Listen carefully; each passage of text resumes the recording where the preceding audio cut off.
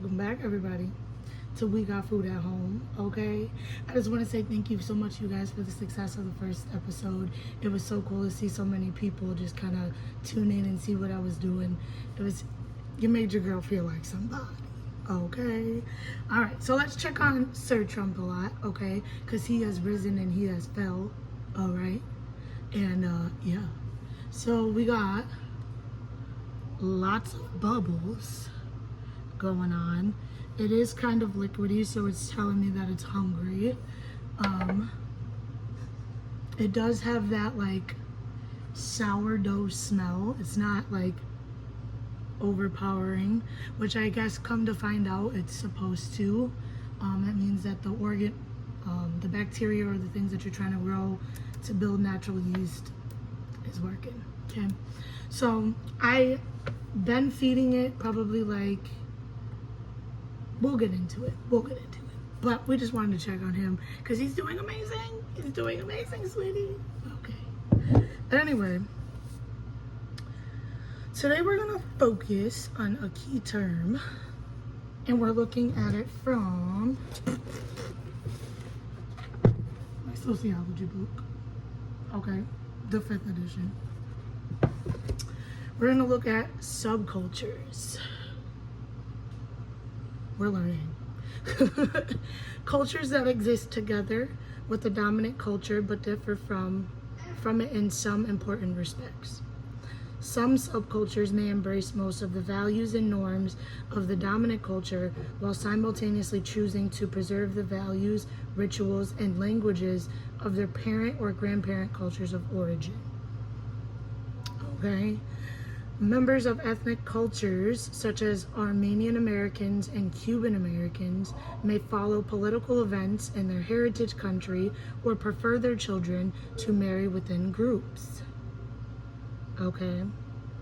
In a few cases, though, however, ethnic and other subcultures do reject the dominant cultures surrounding them, such as the Amish, who refused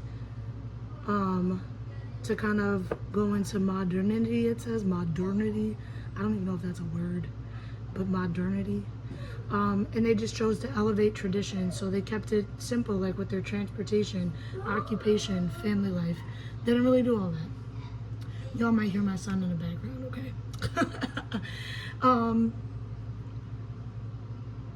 Sociologists sometimes also use the term counterculture to designate subcultural groups whose norms, values, and practices deviate from those of the dominant culture.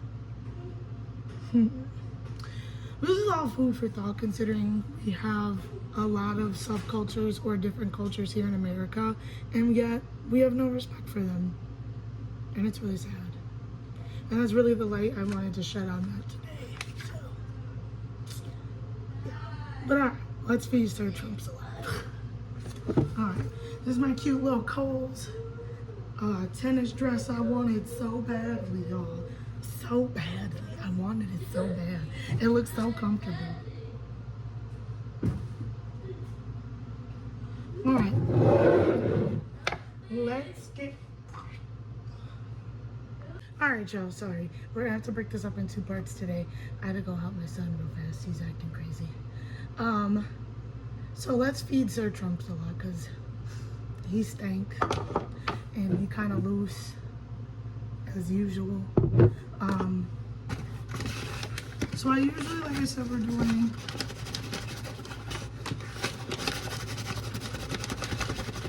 doing a cup. We're going to discard a little bit, like half of it.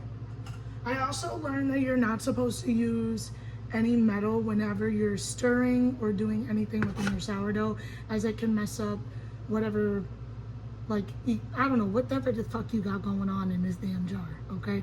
That's what you don't want to be doing. Because ain't no way I'm about to have this smelly thing sitting on my counter for 7 days and you ruin it in 1 day by using the wrong stirring stick. So what you're going to do is, and I just kind of do this, we're going to dump half of it out, okay?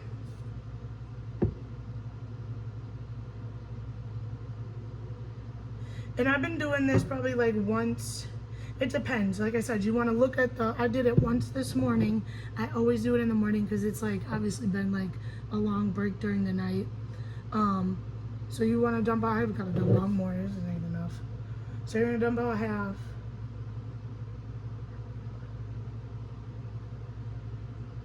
Okay. And then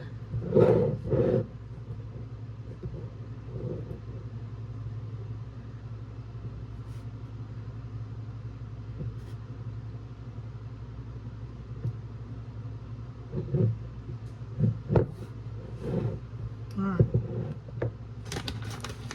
Dump out half. We're going to loosely put our 1 cup of flour.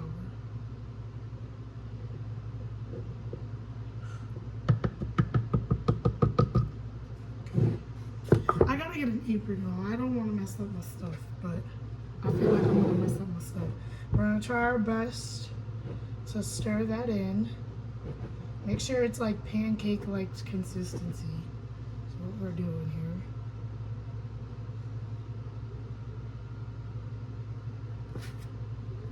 Okay, pancake-like consistency. We're gonna put it in probably like a half. I've been doing anywhere between like a half a cup, I would say, and like 3/4 cup. I don't know. That's just kind of what I've been doing, but it has been taking. There was one time where it rose really, really long, and it was really cool. But that happened on probably like day 2, because we are on day 4, okay, because it started on Friday. Would it be 4? Or is it day 3? I don't fucking know. But,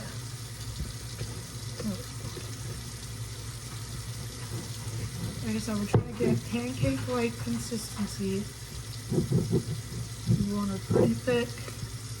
Make sure you're getting those lumps out.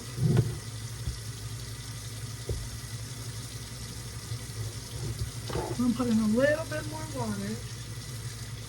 Probably like that much. Ain't nothing crazy. Y'all probably can't see.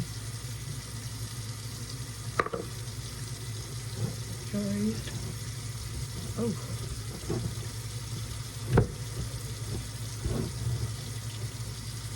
Alright, so we want that kind of consistency.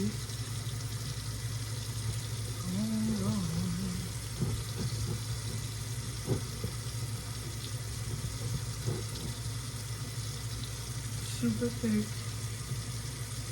I don't think it's supposed to be that thick, y'all. No, a little bit more water. And I'm gonna put all that in there. So I am gonna say probably a whole cup of water with a cup of flour. Take back my 3/4 quarter comment. Right, that's way better. Okay, so yeah, perfect. See how like slimy and all right. We're gonna clear our corners really, really, really, really well.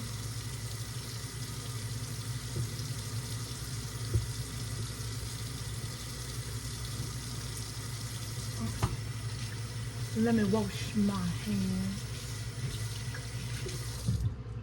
All right. So we're just gonna lightly put this back on there. You don't want to screw it all the way on.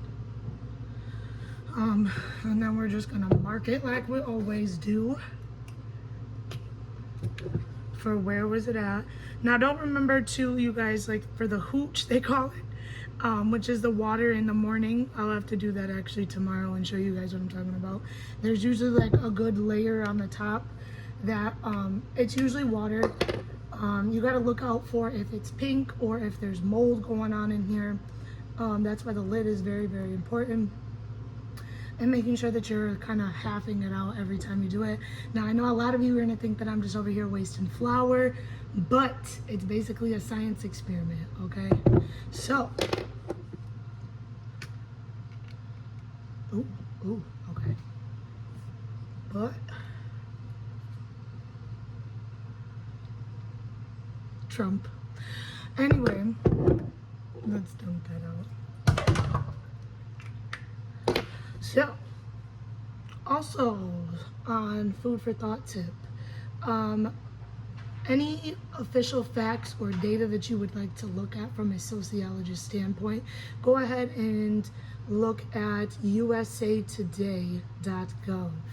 I'm sorry, usafacts.gov. It's just, they kind of just bring out a lot of statistics and a lot of things that you would like. I wish I knew I had more information on that. Good place to start. Anything current events, what's going on, things like that.